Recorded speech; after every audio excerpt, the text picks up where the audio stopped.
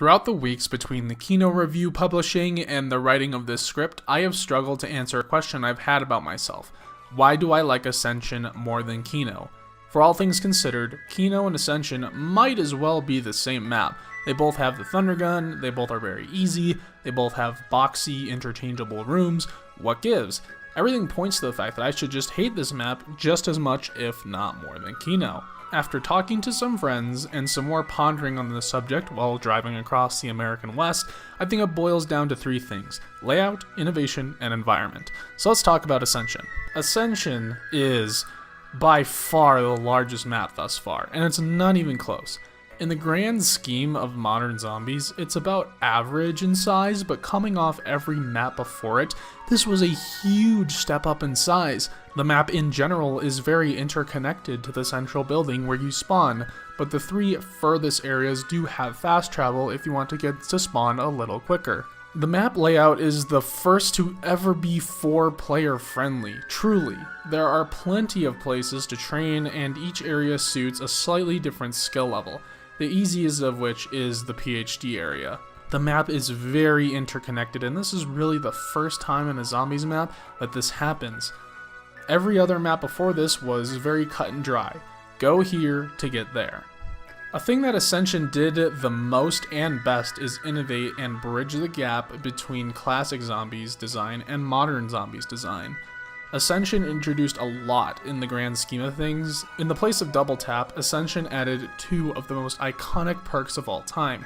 The first is Stamina Up, which increases your movement speed. It wasn't by a ridiculous amount, but the difference is very noticeable.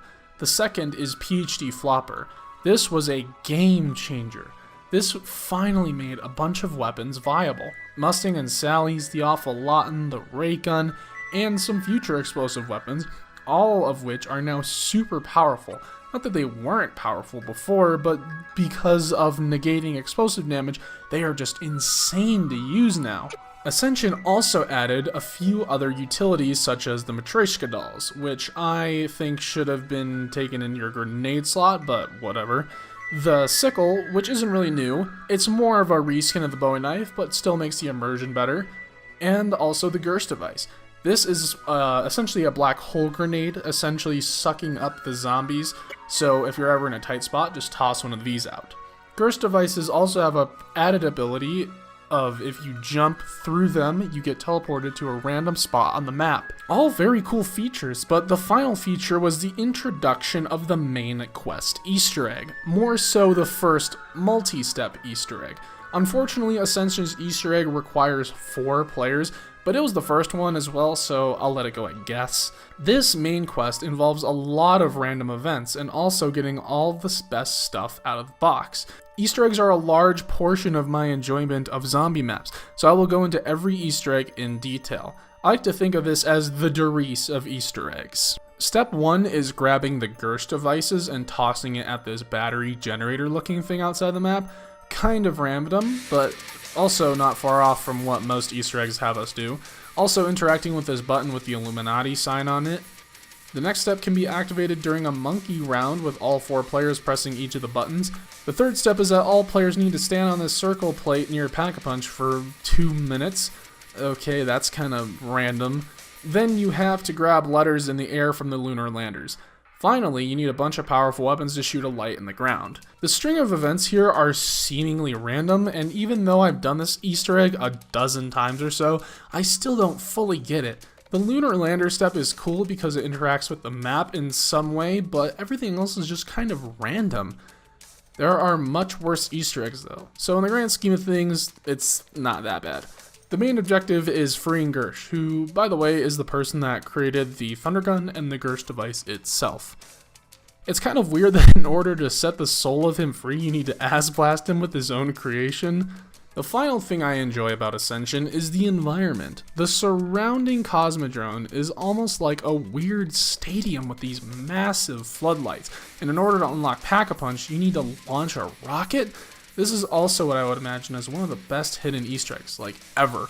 Like, imagine back in the day, the new map comes out and you talk about launching the rocket in Ascension, then this guy comes up and chimes in and says, You can blow it up with a ray gun, you know that, right? And you don't believe him, but you go home that night and try it just in case, and it works. Like, what?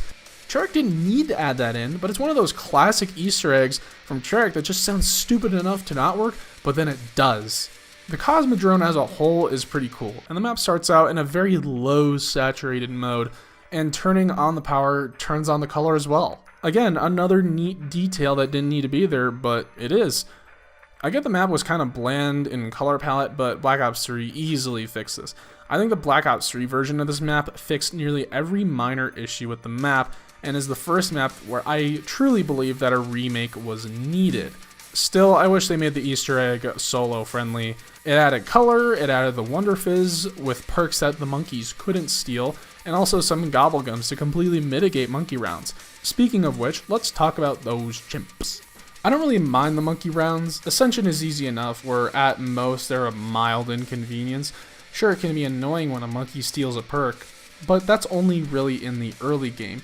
On round 20, when I'm set up and I have thousands and thousands of points, losing stamina up isn't that big of a deal. Plus, in the early game, when it's most likely that the only perks you have are Jug and Quick Revive, you can just defend these from a single door.